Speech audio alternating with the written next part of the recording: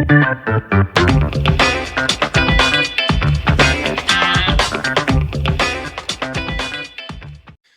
and welcome to another episode of the Real Estate Investing Club. I'm your host, Gabe Peterson, and this is the place investors go to gain actionable advice, learn about current market trends, and hear war stories from other professional investors out there in the field today. Before we get started, I have two quick housekeeping items for you. First, if you like this episode, we would very much appreciate a like, subscribe, and share. It is the best way to support the show and keep it running far into the future.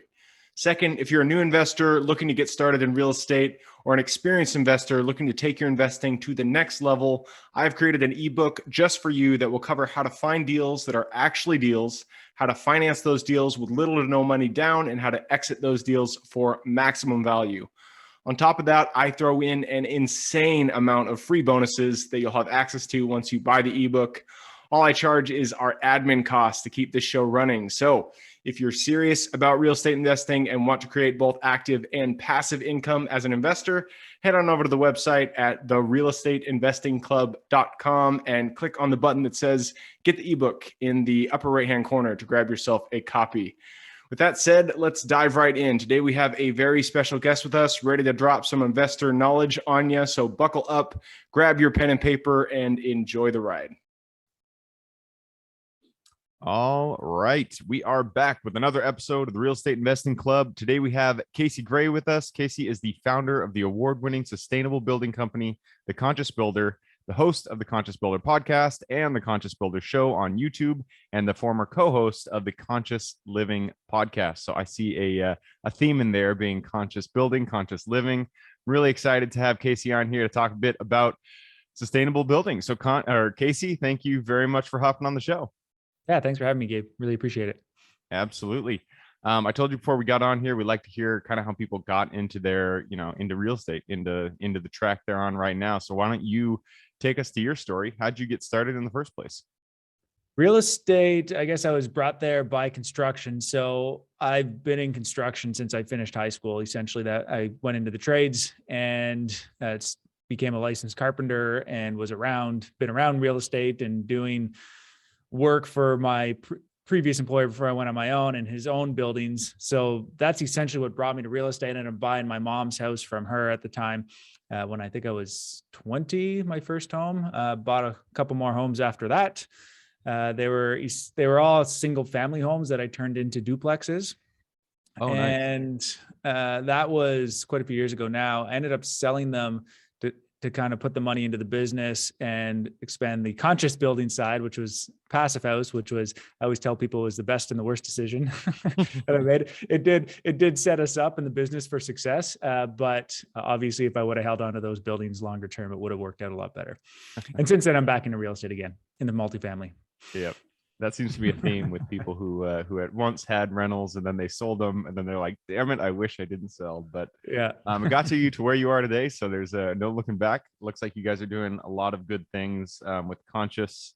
The Conscious Builder. So why don't we jump into that? I mean, you don't hear a lot of people talking about sustainable building, and it's something that's kind of, very important, especially when it comes to the environment. So take us to why someone would want to build a sustainable building outside of the obvious. They want to save the environment. What are the benefits of being a conscious builder?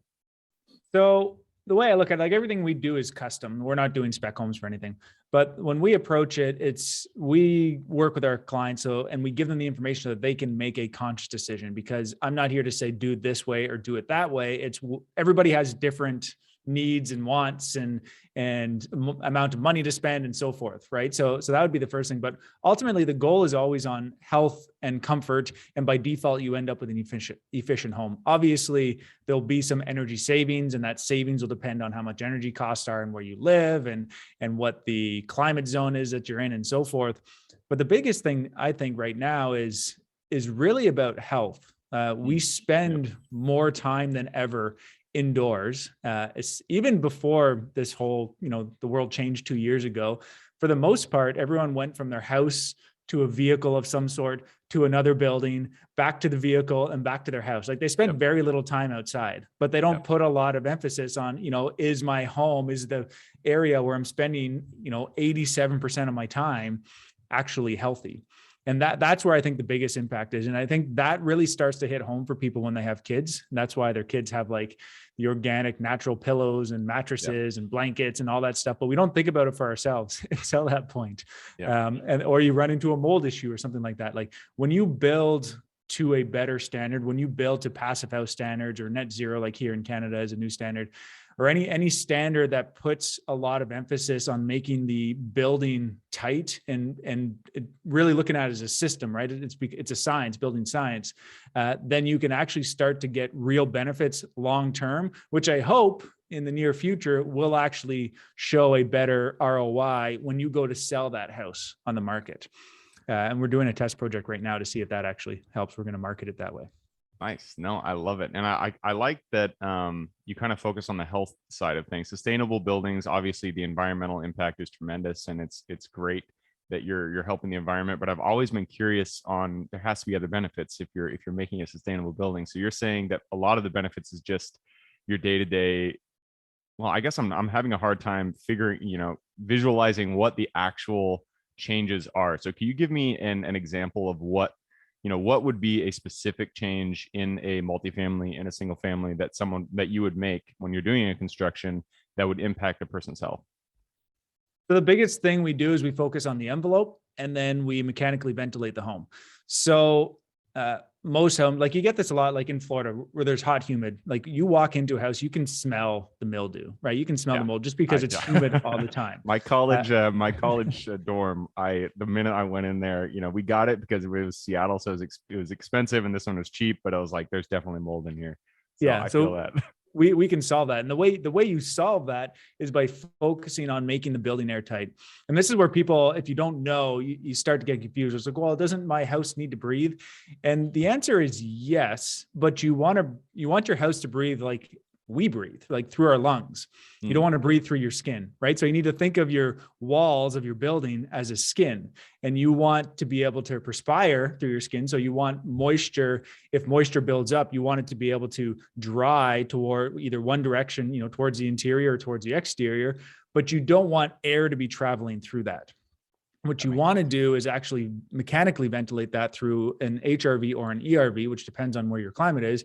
But essentially what that does is that it brings fresh air into the building 24/7, but it gets preconditioned by the air that's leaving the building, and it's balanced, right? So you don't have all the air being sucked in through your leaky holes in the wall where there could be mold, where there could be mildew, where who knows what else could be other fire retardants in the insulation. There could be mouse poop, rat poop, whatever else is in the wall assemblies, right?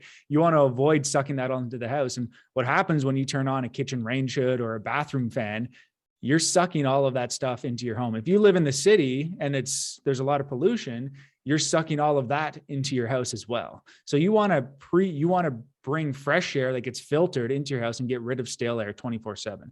And the only way to do that is make your house airtight and to install an HRV and an ERV. And obviously there's a whole lot of other things that need to be considered, but that's the basic principle is to focus on those things. Yep. That living up here in Seattle, that hits a nerve with us because black mold is definitely a thing up here. We have a lot of issues with moisture in our buildings. So I'm thinking about this. This sounds awesome. I would love to build. It makes a lot of sense when you're building, new construction. You want to make it airtight. How about people, investors who've already purchased multifamily units and they're older? Maybe they were built in the 50s, the 60s. How would they go about implementing something like this, and what would the cost that they're looking at be?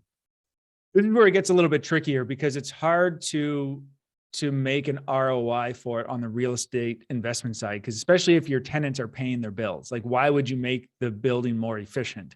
I think where it is that once you make a building more efficient and just smell fresh, right? And actually be fresh, not just like air fresheners, you'll end up getting people who want to stay longer. Yep. You'll find better clients and you can charge more for that.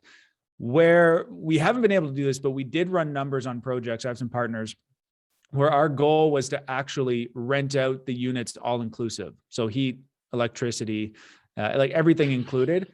But we would make the building more efficient. So we could charge more for the unit because they know that they don't have any bills other than their cell phone and internet if they want for that, right? But we would cover everything else. So our net operating income would actually increase the more we could reduce the heating demand and the cooling demand and electricity and all that, right? So then there's actually a benefit to it. So then you could start to see an ROI, and we could see the numbers, and we actually were going to do it on a building, but and we put an offer in on it, but we ended up backing out because the environmental assessment for the site didn't come back that great. So we didn't want to get into that. But the numbers were actually making a lot of sense when we ran the numbers. So unfortunately, I don't have a real life example, but that would be the only way, like as an investor, that you can probably get it. I think it comes down to a lot of the times is just what type of product do you want to put out there? What do you want to put your name behind?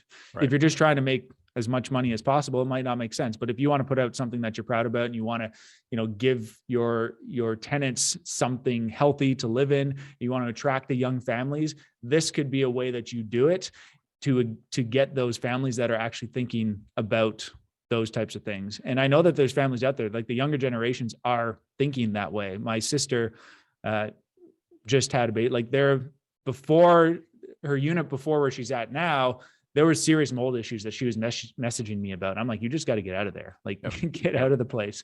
And she was about to have a baby too, right? So it's like, you can't be breathing that stuff in, right? So you find a place that's better, right? And if you're already above the game as a property owner, you could attract those people, and there's people that are willing to pay more for that. Yep. No, I mean, that's the first thing that kind of comes to my mind when I ask that, is just, I'm all about having less headache when it comes to, investing in real estate, and having a tenant that stays there longer because they don't have issues, because they're not smelling mold, because they don't have to call you every few months. In my mind, that's a better ROI than actually making more money. So it makes a lot of sense to me. You've talked about conversions, since we're on that subject of, converting things. You were talking about, you converted single family to duplexes back when you first got into it. I know you sold them. That's that's tough, but you did the conversions, which is really interesting because, I know a lot, especially here in Seattle and Tacoma, they've rezoned many of the areas to allow for a little bit higher density. People are thinking about putting ADUs, maybe doing conversions like that. What are some of the specifics that you looked at when you started considering, converting a single family into duplex? So the first thing I was looking at is, can I add a second entrance easily? Or is there already a second entrance that I could easily block off from the other unit, right? That's usually the toughest thing, especially here where we deal with really cold winters. We have to think about frost. If we have to get into a basement and we have to put a door, we have to put windows below grade, it gets into more insulation to make sure that there's not frost getting under the footings if you have to dig down and so forth, because you have a deeper window well, or because you have to put an entrance into a basement, whatever it may be. So that was the first thing I looked into. And the second thing would be the heating and cooling. If I could separate if it was easy to separate the area, the zones, meaning like if I have one ductwork and seal it. Put a wall up, but also if I could have separate heating systems, right? If there's just one furnace, for example, a forced air furnace, I can't use that for 2 units because of fire and so forth. And then technically it's going to be too large for another unit. So I'd have to factor that into my costs and so forth. If it's already an old unit, then it's got to be ripped out anyways. That's usually in the price when you're purchasing it. And then I'd be looking in to figure out how I could separate that, which was usually a boiler at the time. And then I put an HRV in to ventilate the space. But I didn't know as much about building science back then when I started that. That was before the learning process. That was almost 20 years at this point. But nice. I love it. So I'm assuming things like split levels probably work well for this, or yeah, they did. I did have one split level. I found a lot of older houses, at least where we are, they would typically have like your main front door, and then you'd have a side door that would come in like halfway through the landing going down to the basement. So you're able to kind of separate, or it would be close to like lining up with the stairs going down to the basement. So you could like separate or make that like a common shared entrance that gets down to the basement. Like in one unit, for example, I had the door to the basement unit would go down the stairs, and it was a common hallway that would go to the shared laundry room, but then they could go into their own unit. And then the main unit was the front door. That is how they got into it. So just simple things like that. If you have to get into reconfiguring a whole lot of things, like obviously your budget's going to go right out the window. It's tough though here in Ottawa, at least now. Like I was doing a lot of the work myself, but the properties are so much, and obviously everything's getting more expensive these days, is that it's hard to do too much work without being behind by the time you refinance. Like if you're doing the BRRRR model or something like that, right? By the time you refinance and try to pull your money back out, it's tough to pull it all out. Yeah. I've heard Toronto, Ottawa, the Eastern Coast, Canadian cities you guys are experiencing double-digit growth, which is it's good, but it can be bad. There's good and bad to that. Yeah, it's good if you have a bunch of properties, I guess you want to offload, but if you're looking to buy properties, it's not good. All right. Well, I just checked the clock. We have gone through our 15 minutes, but before we jump into the quick question round, I do want to ask, what is next for you guys at Conscious Builders? We're continuing with everything that we're doing, obviously on the custom home and renovation side. We got tons of work locked in, more work than we ever had. The other thing that we're focusing on is Conscious Builder Academy. So any contractors out there looking to build passive homes or high performance homes of any sort, we're building an academy for that. I'm essentially building that for who I was, 15 years ago or 12 years ago, sort of thing. Like I knew enough to know that I didn't know that much, and was starting out the business and running into all sorts of issues. So that's what that whole academy is being built for, is for contractors, right? We kind of serve the homeowners on one side, and then the academy is going to be to help other contractors, first of all, like build superior businesses and then build superior homes as well. Perfect, man. I love it. I always, I like to hear people making courses, because, learning from university is good, but learning from someone who's actually out there doing it, that is 10 times better in my opinion. Yeah. So if you're lost lots of money, so I'll help them save that money. There you go. There you go. All right. Well, it is time to jump into the quick question round. So are you ready? I'm ready. Let's do it. It starts with books, with actually any form of education. That was a hard one to say. So give me 2 recommendations, one for general life wisdom and one for real estate specific. General life wisdom. You said it doesn't just have to be books. It can be courses too. Could be course, could be, anything. So the biggest thing that changed my life was Tony Robbins events. That was a catalyst. It kind of led me down all sorts of different paths in all aspects of life, business, relationships, marketing, like everything. So highly recommend that. In terms of real estate, I haven't read real estate books recently. So all the books that are top of my head are other books. But I do want to share a book though. Let's hear it. He's reaching behind, grabbing a book from the shelf. Oh yeah, that's a good one. Here Changing World Order, Ray Dalio's new book. Definitely recommend this. That really changes the way, if you really want to understand what's going on in the world, I think that's a great place to start. Yeah, I read, which is going to affect real estate. Yeah, definitely. I read his the Principles book, but I haven't jumped into that one. I've heard good things about it though, so I will have to pick that up. All right, so Ray Dalio and then Tony Robbins events. Again, I haven't gone to one, but I've heard really good things. But 2 really good recommendations. So leads us to the next question. This one is for your younger self. So if you could go back to the KC who had, no experience in real estate, no experience in construction, maybe he was just considering being a carpenter, go back to him, look him in the eye, give him 1 piece of advice moving forward. Be careful of all of the hidden fees. That's good. And understand what you're actually paying, right? Because that's what really hurt me on some of the real estate stuff I did younger, is not understanding all the fees. And even nowadays, like now I know to ask the right questions, but when I'm looking to refinancing, I'm asking people and brokers questions, and so many of them do not give me the answers that I'm looking for. And I can tell now. And even I just went through this recently, and I went to refinance, like, oh yeah, we can make it work at 1% or 1% fee, or I can't remember exactly what it was, but it came at like 2.5% fee and a higher interest rate. It was going to cost me like $40,000 to refinance. And I'm like, this doesn't make any sense.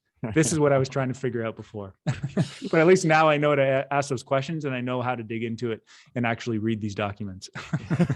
You're the first person. We've done 200 something episodes. You're the first person to say, watch out for fees. But that, I like that, because that is a good piece of advice, because fees, especially when you're buying real estate, they jump out of nowhere. I mean, you got to think, especially for people going into commercial, look out for your inspection fees. You're talking about environmental reports, physical buildings, all of those inspections, they add up. It'll tens of thousands of dollars if you're getting into the bigger commercial real estate. So watch out for fees. That's a really good piece of advice.